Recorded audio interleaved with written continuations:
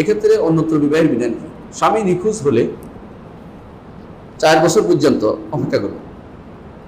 হানাফি মজাব মতে 90 বছর অপেক্ষা করবে।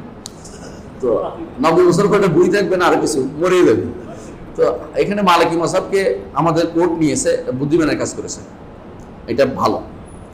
কখনো কখনো কোনো কিছু একতলাফের ফায়দা হলো, এটা একটা মতভেদ হচ্ছে ফকিদের, এটা উপকারিতা হচ্ছে এটা যে মানুষকে বিপদ থেকে উদ্ধার করার সুযোগ হয়েছে, এটা একটা।